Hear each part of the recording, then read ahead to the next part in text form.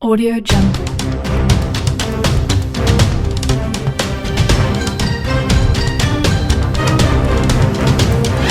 Audio Jungle.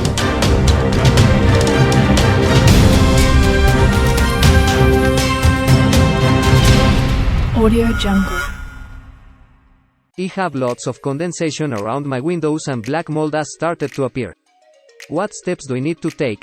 MS, Mail Online's property expert Emira Butterworth replies. Some properties suffer from condensation, with walls, ceilings and even floors damp and discolored, often with mold growing on the surfaces. We outline some of the steps that you can take to help ensure your home environment is as healthy and as damp-free as possible. James Harrington, of Chartered Building Surveyors Congreve Horner, explains. In simple terms, condensation occurs when warm moisture meets a cold surface.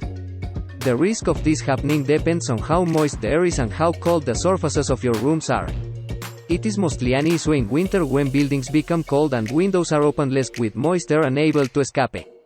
Condensation occurs for short periods in bathrooms and kitchens because of the steamy atmosphere and quite frequently for long periods in unheated bedrooms, also sometimes in cupboards or corners of rooms where ventilation and movement of air are restricted. It is important. How to reduce moisture to avoid condensation in the home. Good ventilation of kitchens when washing or drying clothes or cooking is essential. If there is an extractor fan, use it when cooking or washing clothes, and particularly whenever the windows show any sign of misting. Leave the fan on until the misting has cleared. If there is not an extractor fan, open the windows but keep the door closed as much as possible to prevent the moisture spreading to other rooms. After bathing, keep the bathroom window open and shut the door for long enough to dry off the room. A lot of ventilation occurs in old houses through fireplace flues and draughty windows. But it doesn't occur in modern flats and houses unless a window or ventilator is open for a reasonable time each day and for all the time a room is in use. Too much ventilation in cold weather is uncomfortable and wastes heat, and so all that is needed is a slight opened window or ventilator. About a 10 mm opening will usually be sufficient. Avoid the use of portable paraffin or fuelless gas heaters if possible, as each liter of oil used produces the equivalent of about a liter of liquid water in the form of water vapor. If these heaters are used, make sure the rooms they are in are well ventilated. If condensation occurs in a room with a gas, oil or solid fuel heating appliance with a fluid, the heating appliances need to be checked as the condensation may have appeared due to the appliance fluid becoming blocked. Do not use unventilated iron cupboards for drying clothes. And if washing is put out to dry inside, open a window or turn on the extractor fan enough to ventilate the room.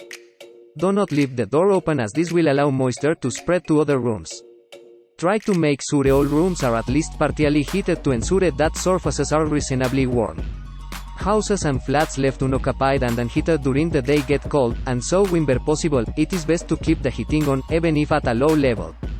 Even in a well-insulated house and with reasonable ventilation, it is likely to be necessary during cold weather to maintain all rooms at not less than 15 degrees centigrade to reduce the risk of condensation. Any sign of mold growth is an indication of the presence of moisture, and if caused by condensation, provides a warning that heating, insulation or ventilation, or all three, may require improvement. If you do have black mold already, this needs to be cleaned with bleach or an anti-fungicide solution. And if the window reveals are redecorated, you may consider mixing in some anti-fungicide solution in with the paint before it is applied to the walls to prevent future mold growth.